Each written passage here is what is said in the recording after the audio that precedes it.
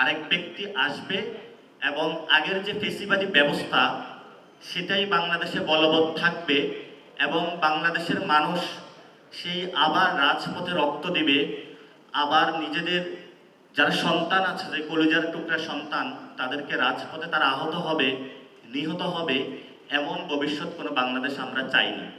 যার জন্যে আমরা সুচিন্তিতভাবে ওই সময় দাবিটা পেশ করার সময় আমরা বলেছিলাম যে আমরা ফেসিবাদী ব্যবস্থার বিলোপ চাই।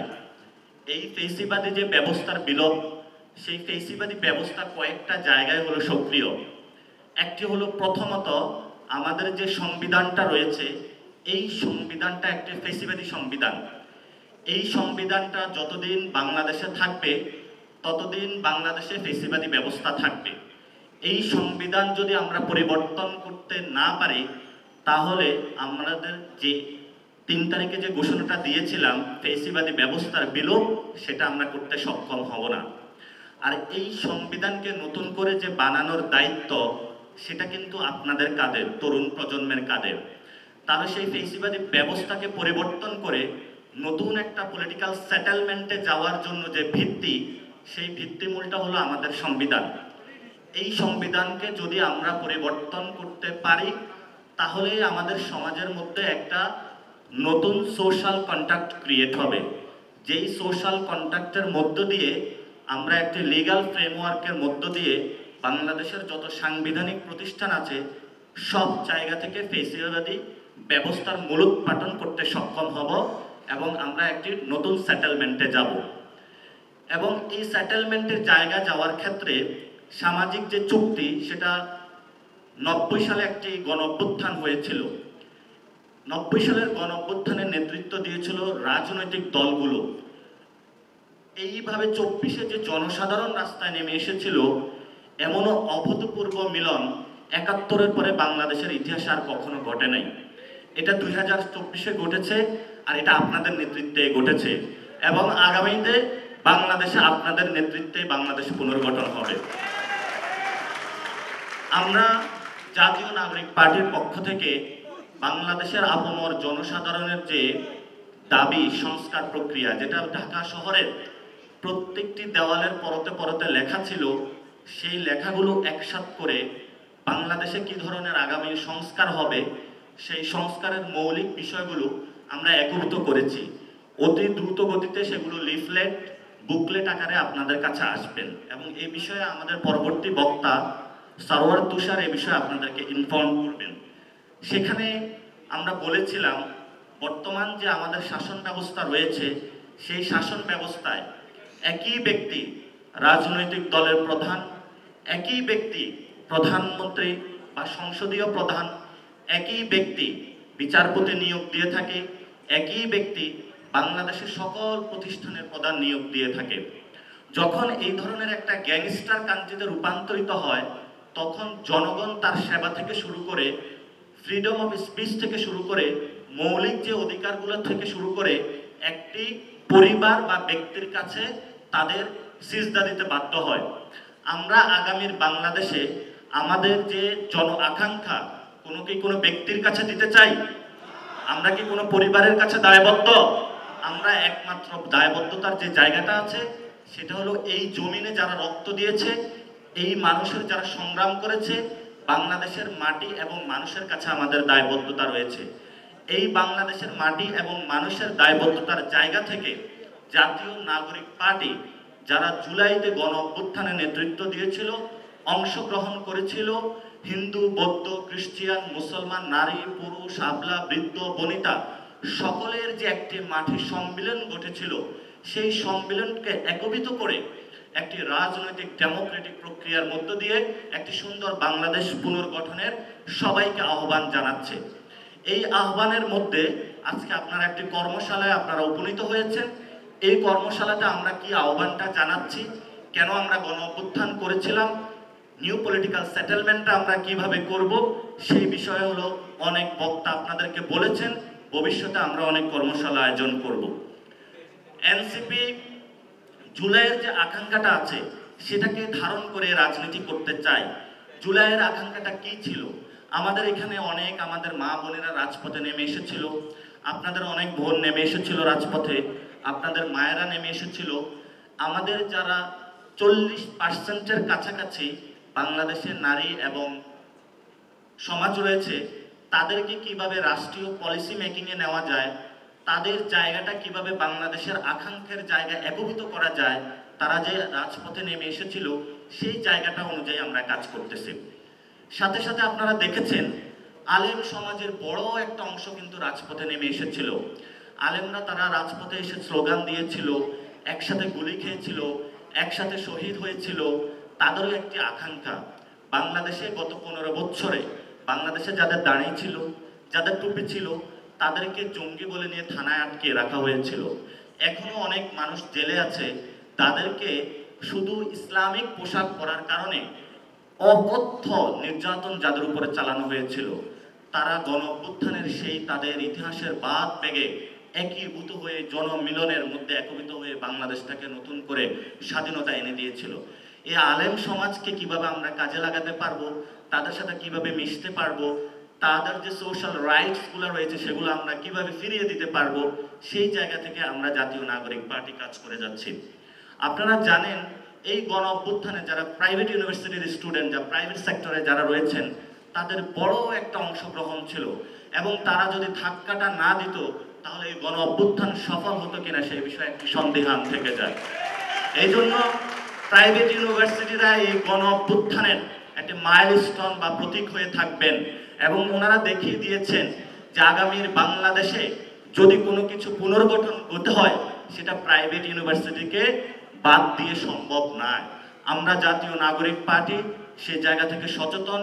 এই যে জুলাইয়ের গণ অভ্যুত্থানের এই মিথস্ক্রিয়া হয়েছে, শক্তিগুলো একীভূত হয়েছে, সকল শক্তিকে একসাথ করে নতুন বাংলাদেশ পুনর্গঠনের কাজ করে যাচ্ছি।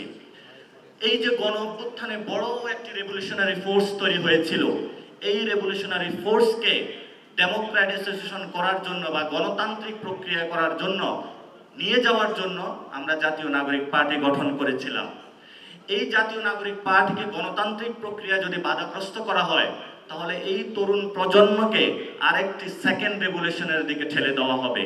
আর যখন সেকেন্ড রেভলিউশনের দিকে ঠেলে দেওয়া হবে, সেখানে অপরাপর যে ফেসিবাদী যে ব্যবস্থা রয়েছে তাদের কি অবস্থা হবে সেই বিষয়ে আমরা এখন বলতে পারি না। যদি আপনারা আমাদেরকে সেদিকে ঠেলে দেন এবং আমাদেরকে বাধ্য করেন রেভলিউশনকে পূর্ণাঙ্গ রূপে নিয়ে যাওয়ার জন্য, তাহলে বাংলাদেশে আর কোনো ডাইনাস্টিক পলিটিক্স থাকবে না, বাংলাদেশে কোনো ব্যক্তিতান্ত্রিক পরিবারের কোনো রাজনীতি আর চলতে দেওয়া হবে না। সেইখান থেকে আমরা আপনাদেরকে আহ্বান করব, আমরা একটি গণতান্ত্রিক প্রক্রিয়ায় রাজনীতি করেছি। গণতান্ত্রিক প্রক্রিয়ায় রাজনীতি করার ক্ষেত্রে যদি আপনারা সেখানে বাধাগ্রস্ত করেন তাহলে বাংলাদেশের 40% তরুণ প্রজন্মকে আপনারা একটি সংকটের দিকে ঠেলে দিচ্ছেন। সেই ক্ষেত্রে তরুণ প্রজন্মকে সংকটের দিকে ঠেলে না দিয়ে তরুণ প্রজন্মকে কিভাবে একটি শক্তিশালী ওয়ার্কফোর্স নিয়ে বাংলাদেশকে পুনর্গঠন করা যায়, সেই জায়গায় অপর বিভিন্ন যারা জনগোষ্ঠী রয়েছেন, রাজনৈতিক দল রয়েছেন, আমরা তাদেরকে আহ্বান জানাবো যে আপনারা ডিস্ট্রাকটিভ হবেন না, কনস্ট্রাকটিভ কাজ করুন। চল চল যমুনায় যাই এ ধরনের স্লোগান দিবেন না। যদি করতেই হয় সেখানে আমাদের মাথার উপরে এখনো চেপে বসে আছে আমাদের যিনি রাষ্ট্রপতি চুপ্পু। আমরা যখন চুপ্পুর অপসারণ করতে গিয়েছিলাম একটি সংস্কার প্রক্রিয়ার মধ্যে দিয়ে, সেখানে কারা বাধাগ্রস্ত করেছিল সেটাও বাংলাদেশের মানুষের কাছে স্মরণ রয়েছে। ভবিষ্যতে যদি আওয়ামী লীগকে নিষিদ্ধের ক্ষেত্রে জাতীয় নাগরিক পার্টি মাঠে ছিল, কারা মাঠে আসে নাই সেটাও বাংলাদেশের মানুষ প্রত্যক্ষ করেছে। তারা আমাদের ভাই, তারা আমাদের বোন, তাদের গণ অভ্যুত্থানে আমরা একসাথে ছিলাম। আগামীতেও আমরা 18 কোটি জনতা একসাথে দলমত নির্বিশেষে একসাথে বসবাস করব, একসাথে খাওয়া দাওয়া করব, একসাথে রাজনীতি করব, একসাথে ফ্যামিলি ফাংশনে যাব, একসাথে আমাদের সোশ্যাল যে কন্ট্যাক্ট আছে সেটাতে চালাবো। যদি এখানে কোনো বিচ্ছিন্নতাবাদী আচরণের কেউ চেষ্টা করে, সেটা যে এই তরুণ প্রজন্ম যারা আমাদের আলেম সমাজ রয়েছে, যারা আমাদের মা বোনেরা রয়েছেন, তারা কিন্তু এটা প্রতিহত করে দিবে। কারণ তারা আপনারা রাজনৈতিক দলের পরিচয় দিয়ে যে রাজনীতি শিখাতে এসেছেন, বাংলাদেশের জনগণ একজন রিকশাওয়ালা আপনারা তার চেয়ে বেশি রাজনীতি বুঝে। দুনিয়া আপনাদের কাছে পরিবর্তন হয়ে গিয়েছে। আমাদেরকে 90-এর মূলা ঝুলাবেন না, 90-এ তারা কি করেছিল? 90-এ একটি সোশ্যাল কন্ট্রাক্ট হয়েছিল, সেই সামাজিক চুক্তির মাধ্যমে লেখা ছিল যে বাংলাদেশে একটি নতুন প্রক্রিয়ার মধ্য দিয়ে রাজনীতি শুরু হবে। কিন্তু সেই 90-এর পরে কি দেখেছি আমরা 2001 থেকে 2006 পর্যন্ত? বাংলাদেশে দুর্নীতির মহা উৎসব আমরা দেখেছি। সেই দুর্নীতির মহা উৎসবগুলো আমরা বাংলাদেশের মানুষ এখনো ভুলতে পারি নাই। এবং সেই যে দুর্নীতির মধ্য দিয়ে বাংলাদেশের অর্থনীতিকে ক্রিপল করা হয়েছিল, সেই প্রক্রিয়াটার লাস্ট কপিনে প্যারাক মেরেছিল আওয়ামী লীগ এসে, এবং তারা ব্যাংক লোপাট করেছিল।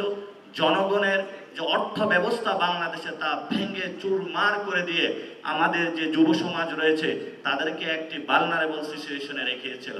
আমাদের এই ভালনারেবল সিচুয়েশন থেকে উঠে দাঁড়ানোর জন্য আমরা বাংলাদেশের 18 কোটি মানুষই যথেষ্ট। সেই ক্ষেত্রে আমরা কোনো ভারতেরও সহযোগিতা চাই না, আমরা যুক্তরাষ্ট্রেরও সহযোগিতা চাই না, আমরা কোনো রাশিয়ারও সহযোগিতা চাই না, আমরা কোনো চীনেরও সহযোগিতা চাই না। সহযোগিতা সেখানেই হবে যেখানে মর্যাদা ভিত্তিক সম্পর্ক হবে। যদি মর্যাদা ভিত্তিক সম্পর্ক না হয়, কেউ যদি আমাদেরকে কলোনিয়ালাইজেশনের জায়গায় আবার নিয়ে যেতে চায়, সেই ক্ষেত্রে বাংলাদেশের তরুণ সমাজ কখনো মেনে নেবে না। আপনারা জানেন এই গণতান্ত্রিক প্রক্রিয়ায় নিয়ে যাওয়ার জন্য আমরা একটি স্থায়ী সুষ্ঠু নির্বাচন ব্যবস্থা চাচ্ছি। আমরা শুধু নিছক একটি নির্বাচন চাচ্ছি না, একটি স্থায়ী সুষ্ঠু নির্বাচন ব্যবস্থা চাচ্ছি, যে ব্যবস্থার মধ্য দিয়ে কোনো দুর্বৃত্ত আর সংসদে যেতে পারবে না, যে নির্বাচন ব্যবস্থার মধ্য দিয়ে সমাজের যারা আলেম সমাজ আছেন, সমাজের যারা আমাদের মা বোনেরা আছেন, যারা গত 15 বছরে বিভিন্ন টাকার কাছে বিক্রি হয়ে পাহাড় গড়ে সংসদে যাওয়ার ব্যবস্থা কায়েম করেছে, তাদেরকে প্রতিহত করে সমাজের যারা সাধারণ মানুষ তাদেরকে এবার আমরা সংসদে পাঠাতে চাই। আর এই সংসদে যদি আমরা পাঠাতে হয়, তাহলে পুরো নির্বাচনে যে ব্যবস্থাটা রয়েছে এই ব্যবস্থাটা আমাদের পরিবেশ সুন্দরভাবে বাংলাদেশে হলো প্রতিষ্ঠা করতে হবে। সেই ক্ষেত্রে দ্রুত ইলেকশন হতে পারে, কিন্তু এই ব্যবস্থার যদি মূলোৎপাটন আমরা না করে বাংলাদেশকে একটি পুনর্গঠন প্রক্রিয়ায় নিয়ে যেতে না পারি, তাহলে আপনার সন্তানের সাথে আপনার গাদ্দারি করা হবে। আপনার সন্তান আগামীকাল আপনাকে গালি দিয়ে বলবে, বাবা তুমি সংসদে যাওয়ার জন্য আমার সাথে, আমার প্রজন্মের সাথে যে ধরনের বিট্রাই করেছ, তুমি আমার বাবা হলো, তুমি ইতিহাসে একটা গাদ্দার হিসেবে প্রতিষ্ঠা থাকবে।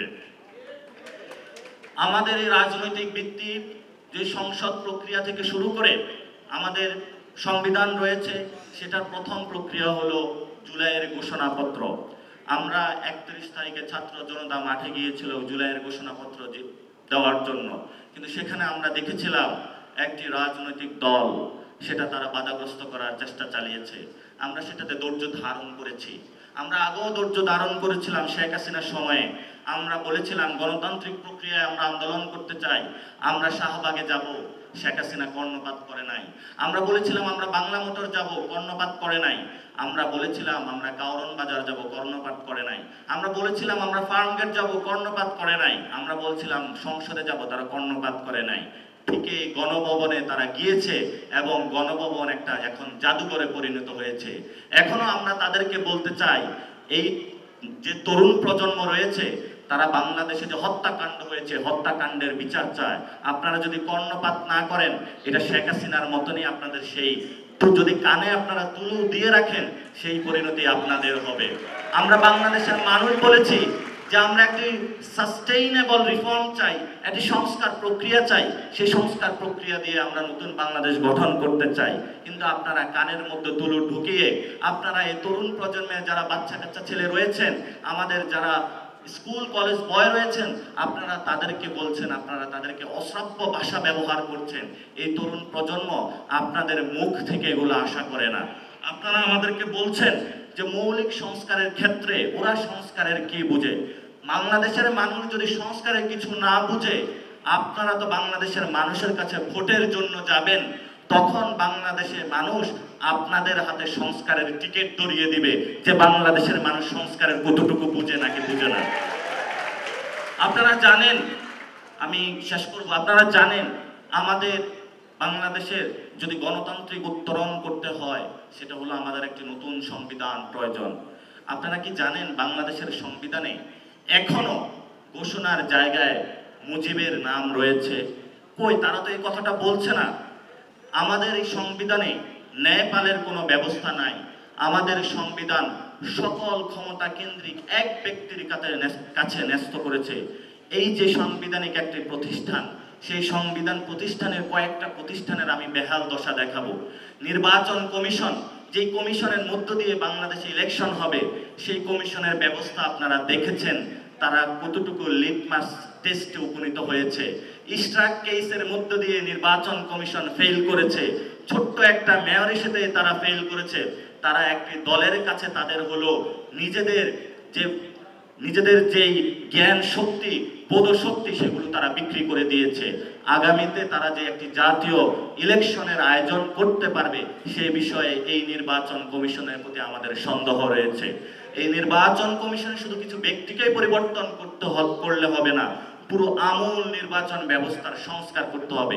এটা যদি আমরা না করতে পারি, তাহলে আমাদের ভবিষ্যৎ কোনো বাংলাদেশের যাত্রা আমরা দেখতে পাবো না। আপনারা দেখেছেন আমাদের এডুকেশন সেক্টরটা কিভাবে রয়েছে। আপনার সন্তান কোনো এডুকেশন পাচ্ছে না, আপনার সন্তানকে নিয়ে আপনার দিন রাত দৌড়াদৌড়ি করতে হচ্ছে যে কোথায় তাকে পড়াবেন, কিভাবে তাকে পড়াবেন, কিভাবে আপনার সন্তান একটা ভালো এডুকেশন পেতে পারে। কিন্তু বাংলাদেশে আপনি হোপলেস, বাংলাদেশে আপনি কোনো আশা পাচ্ছেন না। বাংলাদেশের থেকে ব্রেন ড্রেন হচ্ছে, বিদেশে চলে যাচ্ছে।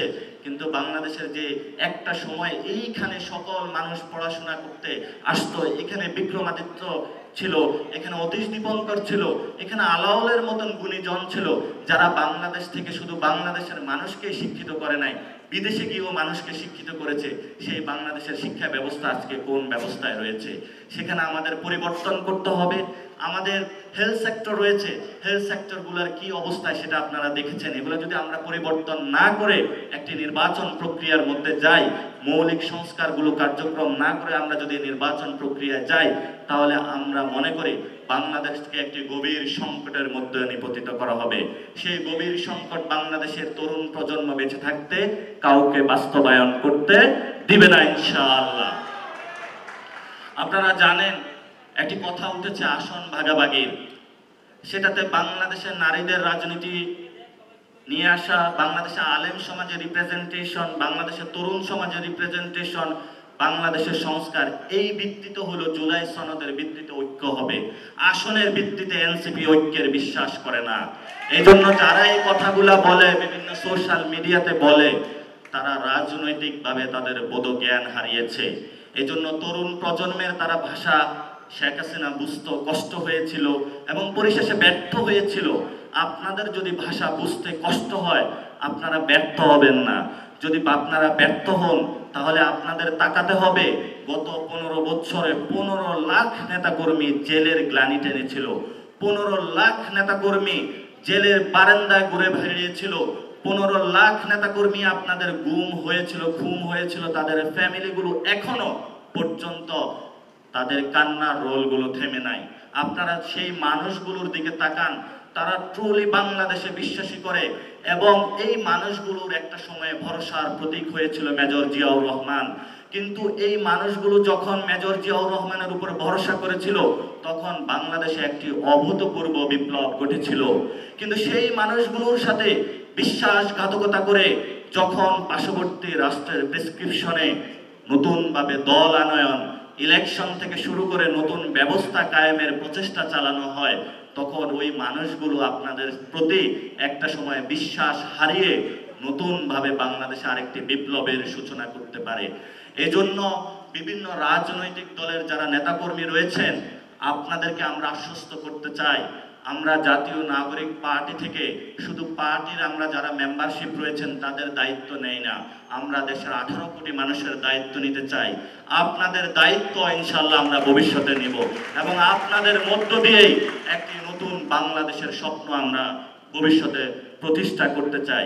এবং পরিশেষে আমি বলতে চাই, বাংলাদেশে যেই ধরনের রাজনৈতিক কর্মযজ্ঞের মধ্যে কেউ বলেছে ডিসেম্বরের মধ্যেই ইলেকশন হবেই হবে, এই ধরনের কথা বলা একটি রাষ্ট্রকে, স্টেবল রাষ্ট্রকে আমরা মনে করি থ্রেট দেওয়া। এই ধরনের গুন্ডা মাস্তানি থ্রেটের রাজনীতি এই তরুণ প্রজন্ম আপনারা কি মেনে নেবেন? আমরা রাজপথে ছিলাম, আছি, আমরা প্রশিক্ষিত হচ্ছি, আমরা রাজপথে ছিলাম, ভবিষ্যতেও থাকবে, আমাদের লড়াই চলমান থাকবে। সংস্কার প্রক্রিয়া বাংলাদেশে হবে, বিচার বাংলাদেশে হবে, তারপরে বাংলাদেশের মানুষ একটি গণতান্ত্রিক প্রক্রিয়ায় যাবে। যাদের এই কথাটি বুঝতে সমস্যা, তারা জনগণের কাছে যান, জনগণের কাছে বুঝুন তারা কি চায়, তাহলেই আপনাদের দিশা আসবে, আপনাদের হুঁশ ফিরে আসবে। ক্ষমতার লোভে আপনারা বেহুশ হয়ে গিয়েছেন। এই বেহুশ অবস্থা থেকে হুঁশে ফিরে আসার জন্য আমরা এখনো আপনাদেরকে সাবধান করছি। জনগণের যান, জনগণের মানুষের মাটি এবং আমাদের প্রান্তিক যে গ্রামগুলো রয়েছে সেখানে আপনারা খোঁজ পাবেন আপনাদের হুঁশে ফিরে আসার জন্য কোন ধরনের ক্রিয়া প্রক্রিয়ার মধ্য দিয়ে আপনাদেরকে যেতে হয়। আর আপনারা যদি ব্যর্থ হন, ইনশাআল্লাহ জাতীয় নাগরিক পার্টি আগামীর বাংলাদেশের মানুষকে নেতৃত্ব দিবে। দক্ষিণ এশিয়াতে বাংলাদেশ নামক রাষ্ট্রকে শক্তিশালী করে বিশ্ব মঞ্চে এই তরুণ প্রজন্মের হাত ধরেই বাংলাদেশ একটি রাষ্ট্র নামে বিশ্ব মঞ্চে শক্তিশালী আকারে হাজির হবে। সেই বাংলাদেশের মঞ্চের অগ্রসৈনিক যারা আপনারা এখানে একত্রিত হয়েছেন, সেই লড়াইয়ে আপনাদের লড়াই চলমান রাখার আহ্বান জানিয়ে আমি আমার বক্তব্য শেষ করছি। ধন্যবাদ। আসসালামু আলাইকুম।